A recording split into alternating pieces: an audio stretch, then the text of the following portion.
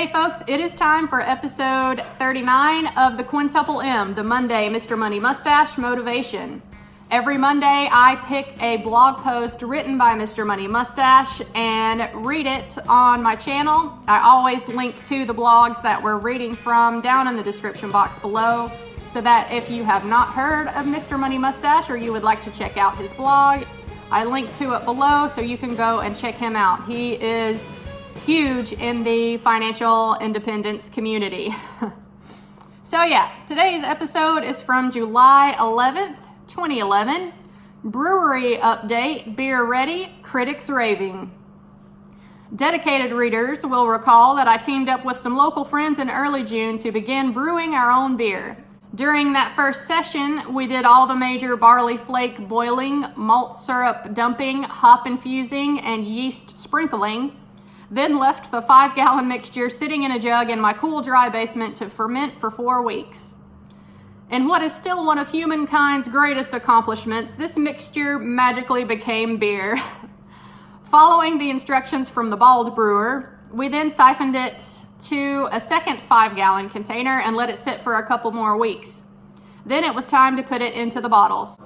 On the day before I left for my current vacation, the Triple M brewing team gathered a third and final time to boil up a 5-ounce mixture of sugar and water to mix with the beer, and then siphoned the whole deal into a long line of very clean and sterile 22-ounce bottles.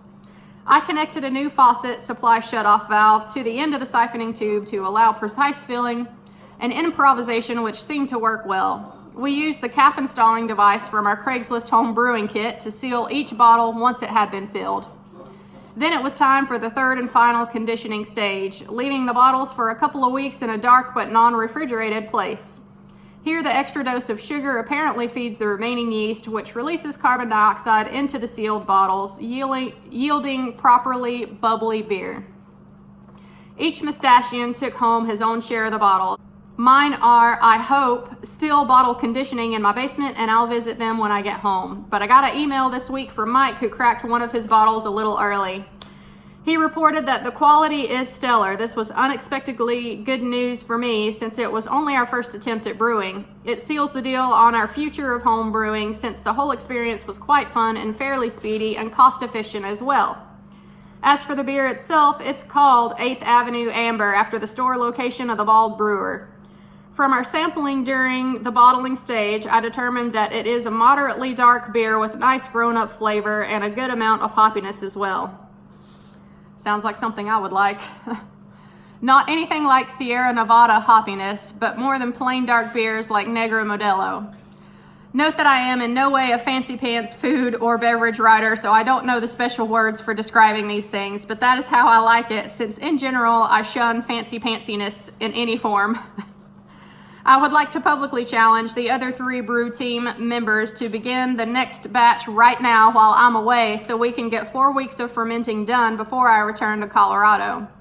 And now that we've completed the full cycle, I can safely recommend home brewing to other do-it-yourself types who have considered this hobby as well. It's not an ultra-productive money-saving technique like biking to work is, but at least it's a great challenging hobby that pays for itself and encourages gathering with your friends. Exactly the type of hobby that you need on the path to becoming a multi-talented and wealthy early retiree. So yeah, why did I share this article on my YouTube channel? Well, multiple reasons. One being that I had read the article earlier where he was beginning this experiment, so I just wanted to follow up with that. But 2, the biggest reason is I love the self-reliance aspect of this concept. Self-reliance in general is something that I value.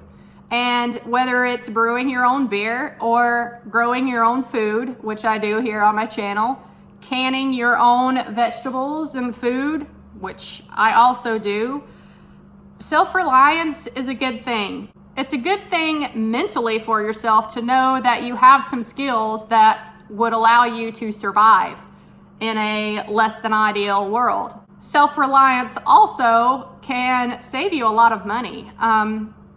These craft beers that I do like to drink from time to time, They are very expensive, rightfully so. I mean, there's a lot that goes into them, but if I could venture to learn how to brew my own beer at home, potentially that would save a lot of money for me and my husband from buying these beers every week. Alcohol is not a cheap vice to have. So yeah, if there's something that you like to do yourself at home, let me know down below. Have you ever brewed your own beer? Have you ever made your own wine? I've got some muscadine grapes outside, and I know that muscadine wine is very good. It's very sweet. I've never tried making it myself, but hey, maybe I should if we get some grapes this year. Do you have a garden at home? Do you forage? Do you can your own food? What other self-reliance things have you learned how to do? Can you sew? I cannot sew. I am not very good at that. That's something that I should learn how to do.